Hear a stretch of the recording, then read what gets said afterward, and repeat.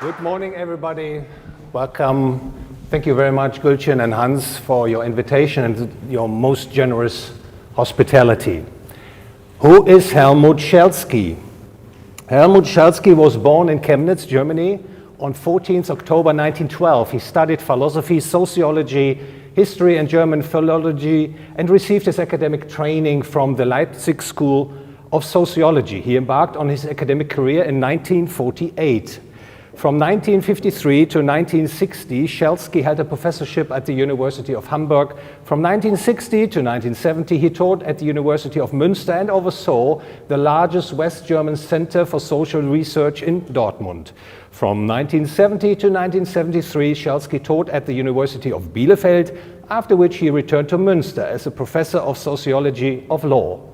Schelsky published many widely influential works on family sociology, the sociology of sexuality, loneliness and freedom, democratization and the separation of powers. Schelsky died in 1984. In 1975, Schelsky published his book Die Arbeit tun die anderen, Klassenkampf und Priesterherrschaft der Intellektuellen. In English, Let the Actual Work Be Done by Others, Class Struggle and the Priestly Dominion of the Intellectuals. The book was, and actually is, a bombshell. It lays out a rather eye-opening, demystifying, hard-hitting theory. According to Schelsky, intellectuals are in some way indispensable for society. At the same time, they can also become an oppressive and exploitative, and I may add destructive, class in modern society. I will apply Schelsky's theory to one subgroup of intellectuals, namely today's profession of empirical economists. I will point out that they play a crucial role in leading societies away from a free economic and societal order towards collectivism, socialism, and that means tyranny. At the end of my talk, I will present ideas that I believe can diffuse, even solve, the problem facing the civilized world Schelsky feared, a concern that is, as I will point out in my talk, well supported by sound economic theory. Let us jump right in and start with the central issue of human action, and that is the issue of ideas. John Maynard Keynes recognized the role of ideas in social development. He wrote that the ideas of economists and political philosophers, both when they are right and when they are wrong, are more powerful than is commonly understood. Ludwig von Mises provided a logically rigorous explanation of why ideas, or theories for that matter, are at the heart of human action. He wrote, "Ideas engender social institutions, political changes, technological methods of production, and all that is called economic conditions. And in searching for their origin, we inevitably come to a point at which all that can be asserted is that a man had an idea." In other words, ideas are the ultimate given of human action, and they originate from individual thought and drive individuals to act. What is more, Mises argued that there is no way to establish a causal link between ideas and external factors that could explain them, that it is impossible to detect a functional relationship between the two. If that were possible, if we could discover definite relations between ideas and physical or chemical events inside or outside our bodies, human action could become predictable. However, this is impossible from the viewpoint of the logic of human action. Mises concluded that there are no behavioral constants in the realm of human action. Human action cannot be predicted. Hans Hermann Hoppe made Mises' argument watertight. By referring to the capacity to learn, Hoppe provides an a priori explanation for Mises' insight. For logical reasons, we cannot possibly know today everything we will know in the future. And so today, we cannot know someone's future action caused by their future knowledge. We are left with the insight that ideas form the ultimate given of human action. That ideas, the concrete value judgments and specific human actions they evoke, are not accessible to further analysis.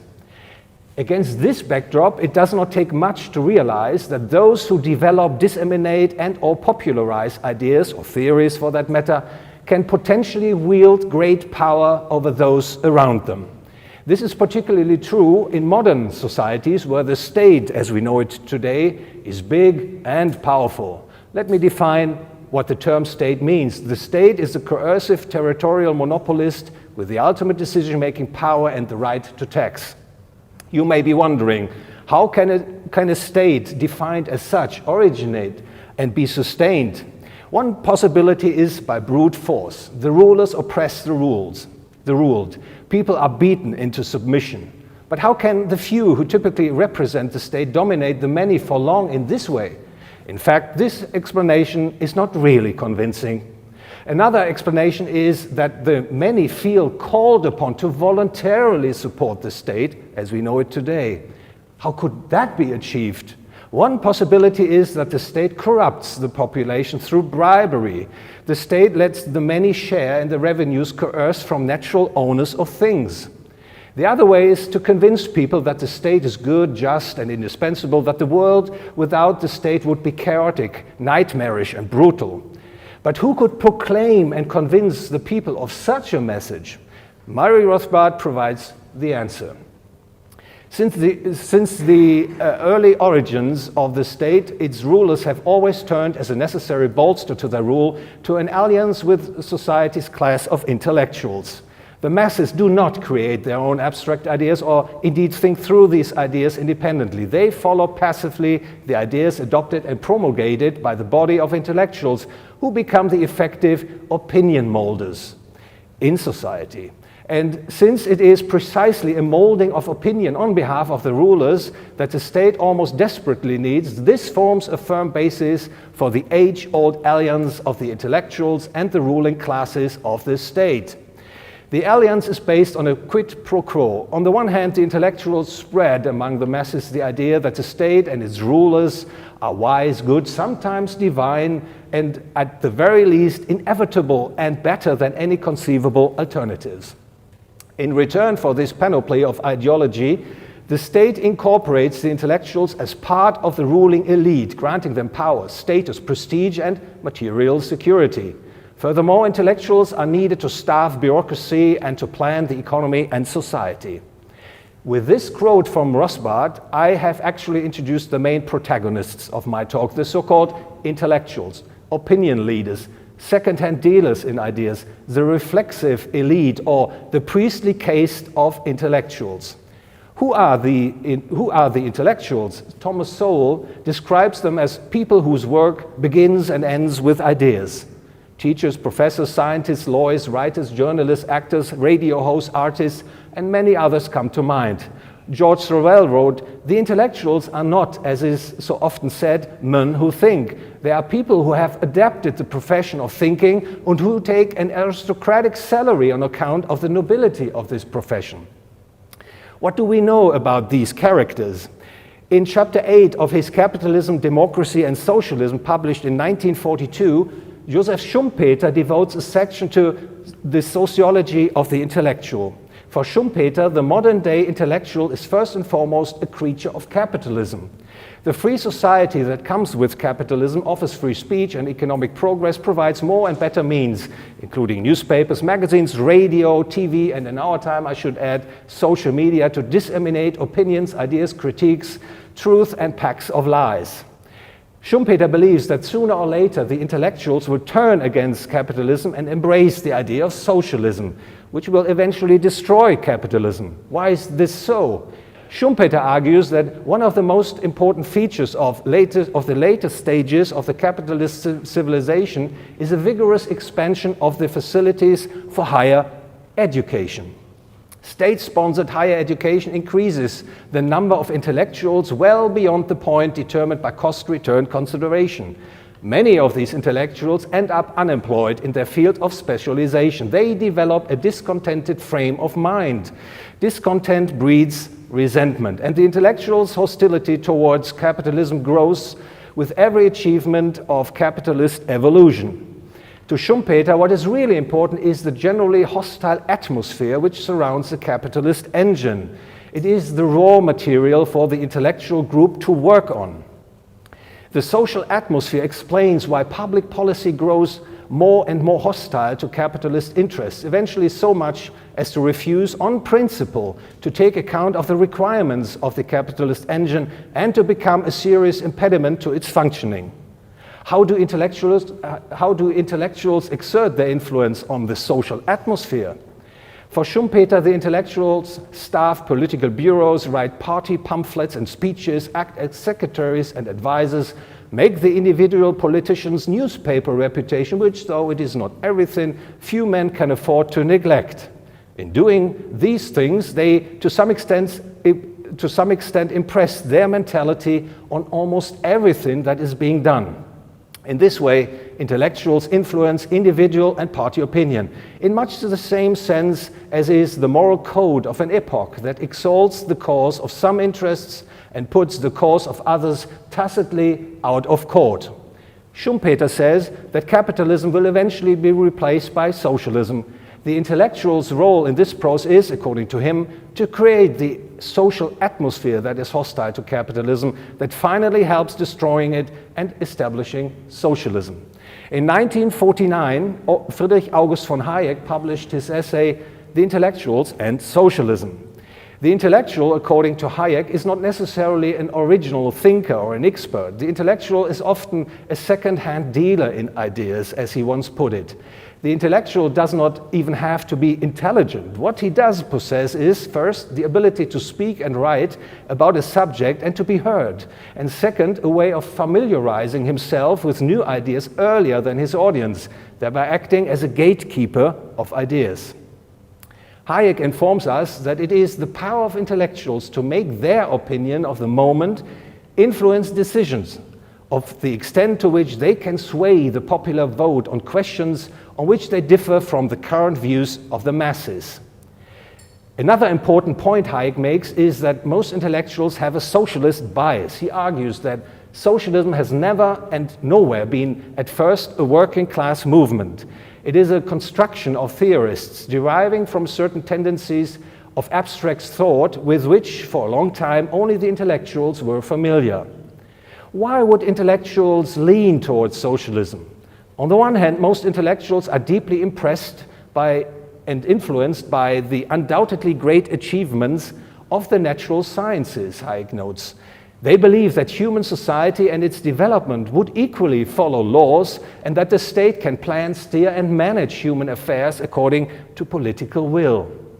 On the other hand, the ideas of socialism are very popular with the intellectuals, much more, by the way, than classical liberal libertarian ideas. They allow them to come up with fantastic visions and sweeping promises that challenge the status quo and appeal to people's imagination. In 1956, in his 1956 book, The Anti-Capitalist Mentality, Ludwig von Mises addressed the resentments of the intellectuals. In a capitalist system, intellectuals feel frustrated, Mises noted. They loathe capitalism because it has assigned to this other man the position they themselves would like to have. The intellectuals steer resentment and envy, and they supplement their bad feelings into an anti-capitalist mentality. The intellectual indicts society's economic organization, the nefarious system of capitalism. But for this unfair regime, his abilities and talents, his zeal and his achievements would have brought him the rich reward he deserves. Like Schumpeter and Hayek, Mises suggests that intellectuals with their anti-capitalist mentality are the harbinger of socialism, destroy individual liberty and freedom. Now I come to Helmut Schelsky. In his 1975 book, Let the Actual Work Be Done by Others, Class Struggle and the Priestly Dominion of the Intellectuals, Schelsky puts forward the following thesis. In modern societies, a class struggle of its own kind develops. The front line runs between the intellectuals and the working people. It is a struggle for dominance, which is not fought with physical, but with psychological coercion, with exercising power through giving meaning. Let me explain this in some more detail. Based on Max Weber's sociology of religion, Schelsky assumes that people seek meaning in their worldly existence for a promise of salvation.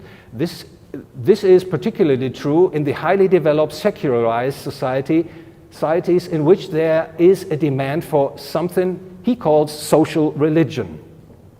The ever-increasing complexity, interconnectedness, and abstraction of social relations in large modern societies with their information overload, their unlimited freedom of criticism, and the encroachment of subjectivity without attribution of responsibility for the real consequences prepare the ground for social religiosity. The demand for a social religion forms the basis for the professional group of the mediators of meaning, the reflection elite, in short, the intellectuals in the broadest sense. Its members are active in the growing functional areas of information science and orientation knowledge transfer. According to Schelsky, they develop into a caste of priests, similar to the clergy in previous centuries. Their selfish goal is to create, in the words of Friedrich Schleiermacher, an awareness of absolute dependency among the general population, which in turn creates the demand for protection and guardianship of those who believe in social salvation and are receptive to the promises of a better world, of a life of harmony and order and justice, of a heavenly socialism on earth. The proclaimers of salvation assert their rule in a sense that the present everyday life is perceived as misery, as an emergency situation, as unbearable. The perceived misery of the people is what the intellectuals, the elite of reflection, need to further their own cause. To become a priestly caste, the intellectuals have to maintain sense of need and misery among the people, regardless of real conditions and circumstances. They do not only proclaim salvation, but also promote a consciousness of misery. They are propagandists of misery. The intellectuals who also position themselves as social saviors stand opposite the productive population, living off the people who do the practical tasks in a society in the truest sense, namely working hard for their money. Now, Schelsky emphasizes something very important. The intellectuals can be content with a serving position dedicated to the needs of the productive people in society, but they may also pursue objectives that just further their own cause at the expense of their fellow people. The crucial question Schelsky raises is, what happens if the intellectuals in the field of social sciences pursue their own self-interest, even if it conflicts with the interest of the wider population? Let us try to find an answer to this question by looking at the economist's profession, which can be seen as a subgroup of today's fairly sizable number of intellectuals. Suppose the economist conceives and pursues economics as a science of the logic of human action, as was rigorously argued by Ludwig von Mises. In that case, he will have to pay the price. For this type of economist, career and income opportunities wouldn't be great. His activities would be largely limited to teaching in the classroom and correcting tests. There would hardly be any exposure to the world of business and banking and politics. Because an economist who practices economics as a science of the logic of human action is of little use to the entrepreneur, the economist who would have to admit that he cannot accurately predict business cycles, nor can he foresee the future demand for goods and services. If, however, the economist pursues economics as an empirical science, if he is an empirical economist and succeeds in convincing the general public that his endeavor makes sense, rather different career and income opportunities open up for him. He can engage in empirical testing and develop models to predict the business cycle, stock market turning points, interest rate changes, etc. And all those who believe economics can be practiced as an empirical science will most likely be deeply impressed by the economist's output. Even the entrepreneur will consider him at least potentially valuable for his own decision-making, and he might even be prepared to fund him to some degree. The state will be even more interested in working with economists who consider economics as an empirical science, because empirically minded economists can be used to legitimate even the craziest policies. This is because in the realm of empirical science, the assumption is that there are no immovable economic laws, according to the motto, anything goes. So if the economist's theory sounds good enough, politicians will make sure that these theories will be tried in practice. If a theory fails in practice, the empirical economist will not even have to admit that his theory was wrong. He can simply argue that some element had not been factored in, but if the element is factored in, the theory will work just fine. Next time it is tried. And so it is not surprising that the state has become a most generous benefactor of empirical economics. The empirical economist is awarded income, prestige, and status by the state, all of which he could not earn by pursuing economics as a science of the logic of human action or by offering his output in the open market. Needless to say, the empirical economist will advocate interventionism. He will find all sorts of reasons why free markets fail and the state must interfere on practically every front. Education, kindergarten, school, university, transport, pensions, healthcare, law and order, money and credit, environment, and even climate. He will advocate, for example, government deficit spending, a state-controlled central bank issuing fiat money, market interest rate manipulation, the issuance of a digital central bank currency, international coordination of monetary policy, and the creation of a single global fiat currency. In light of Schelsky's theory, the empirical economist might even develop a yearning for power over others by obtaining employment as a bureaucrat serving in a state-sponsored organization such as think tanks, research institutes, advisory groups, central bank councils, regulatory bodies, etc. By doing so, he infiltrates the state and its institutions, cultivating his influence and power over the development of his own profession and the state itself. Schelsky's theory actually suggests that empirical economists might strive to advance themselves, rising to the level of the intelligentsia proclaiming salvation. This, in turn, they can achieve in two interconnected ways. First, the economist presents the problem of the prevailing economic and societal order, rightly or wrongly, in any case, acting as a propagandist of misery. For instance, he argues that workers' incomes are too low, that the gap between the rich and the poor is too great, that the industry pollutes the environment too much, and that too many people populate the planet. Second, the economist knowingly or unknowingly misinterprets the true causes of the misery he claims to see. For instance, he blames capitalism for financial and economic crises, greedy businessmen for inflation, widening income gaps on the unsocial forces allegedly inherent in the system of the free market. Then the empirical economist offers the solution to all the problems he has identified. He argues that the state is needed to end the problems and that only the state and not the free market can lead to betterment, to general salvation. And here we have it. The empirical economist would not only take orders from the state from which he receives his income, pension and prestige, all paid for by the class of net tax producers, the working class. He may also seize the opportunity to rise in the hierarchy of the intelligentsia that proclaims salvation, lifting him up to a powerful position indeed. He may not confine himself to bootlicking. As the empirical economist becomes part of the reflective elite, he certainly does not have a self-image of service above self, but rather a self-serving one. He seeks to influence or even participate directly or indirectly in the rule of state power. And so the empirical economists spread among the masses the notion that the state is well-intentioned, at the very least inevitable, and better than any conceivable alternative. They inform the general public that the economy must be controlled by the state, that without state intervention in the financial and economic system, there would be crisis, chaos, injustice, and even civil war.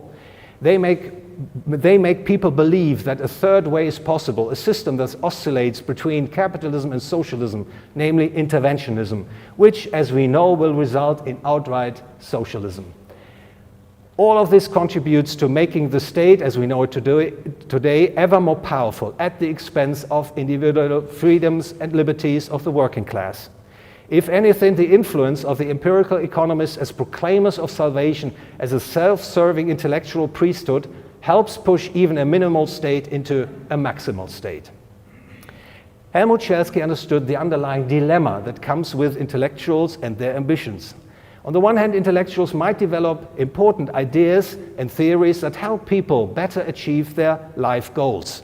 On the other hand, intellectuals can become truly dangerous to society if and when they assert their own interest against the general population's interest with the support of the state. Can this dilemma be solved? Can the class warfare of the priestly dominion of the, in our case, empirical economists, intellectuals, against the productive population be won Schelsky was not optimistic. He suggested that the functioning of the modern society would subjugate the great majority of the people to the priestly dominion of the intellectuals, which, as we have heard from Schumpeter, Hayek, and Mises, would pave the way towards socialism. What made Schelsky pessimistic was his concern that science could all too easily be hijacked and misused to establish the priestly dominion of the intellectuals, thereby exploiting and misdirecting the masses, even ruining them. Zooming from the middle of the 1970s to 2020, we might get an idea of what Schelsky had in mind. The state-sponsored education system in many countries is greater than ever, and higher education has become a multi-billion-dollar business. The proportion of intellectuals in the population has reached an all-time high. The propaganda of misery is in full swing. People have been put in a state of terror as virus threats, climate change, and overpopulation of the planet are concerned, all allegedly backed by scientific evidence. Many people expect salvation from the intellectuals, from natural and political scientists, some of which are held in the highest esteem and greatly influence political decision-making. Schelsky hoped to make a contribution to solving the problem by drawing public attention to the ongoing class warfare as he saw it, and which he felt was not publicly known at the time he was writing. I think he was right. However, I would add that Schelsky completely overlooked the highly problematic role that the state plays in the problem at hand. The rise of the priestly dominion of the intellectuals has become possible only because of the existence and relentless expansion of the state as we know it today. For it is the state that allows the priestly dominion of the intellectuals to grow basically unchecked, which goes hand in hand with an expansion of state power. This comes at the expense of liberty and freedom of the productive people who are coerced and exploited to finance it all, who lose their economic and civil liberties, who are basically enslaved. So what can and must be done? One could consider trying to convince the empirical economist profession to change course. But that would be lost hope, I think, because it is fair to assume that most empirical economists have little or no incentive to stop what they are doing. Be that as it may, I would argue that a good chance remains to successfully challenge and defeat the priestly dominion of the intellectuals as far as the field of economics is concerned. Modern means of communication, especially social media, make it possible that the target group of the priestly intellectuals, the general public, can be addressed and won over. That people's attention can be diverted from the proclamations and promises of the empirical economists and brought into contact with the insights provided by the logic of human action. This is the important step, because the logic of human action makes it unmistakably clear that there prevails a regularity of phenomena to which man must adapt his actions if he wishes to succeed. The logic of human action exposes empirical economics as false. It refutes the idea that economics can be practiced meaningfully on the basis of the method of natural sciences. And with that, the breeding ground for false and socially harmful economic theories and policies will be destroyed. The logic of human action not only appeals to people's rational minds, but also has a good chance to reaching people's spiritual minds, something that is often overlooked and underappreciated. By understanding what the logic of human action means, that we as human beings have objectives which we try to attain by using means, that means are scarce, or that determinism as applied to man is self-contradictory, that man has a free will, etc. It allows people to align their way of thinking and conduct harmoniously and peacefully with the facts of reality. The logic of human action helps people understand and appreciate the benefits of economic and social cooperation. It helps them to find their mental balance, clearing the mind of burdensome and negative thoughts and emotions, replacing them with wisdom, compassion, a positive sense of purpose. Once all this has been understood, everything else will fall into place. Most importantly, the state as we know it today would be seen for what it really is, a coercive and violent monopoly, an economically and ethically utterly unacceptable institution. One of its most important and most powerful cheerleaders, namely the profession of the empirical economists, is exposed as a fake priesthood class stripped of its power. The state, as we know it today, becomes the emperor that has no clothes on and withers away. We have to give great credit to Schelsky's theory. It shows us where we have to direct our efforts if we want to repulse and the assault on civilization, to fend off a socialist takeover, and that is to demolish the narrative of the priestly dominion of the intellectuals, of which the empirical economists are an influential subgroup. This is an important task to be accomplished, for the priestly dominion of the intellectuals appears to be a crucial part of the attempt to subjugate the world's population, implied by ideas such as the Great Reset, the Great Transformation, and transhumanism. If we do not succeed, the chances are rather high that modern societies will develop into the most sinister socialist tyranny the world has ever seen. Thank you very much for your attention.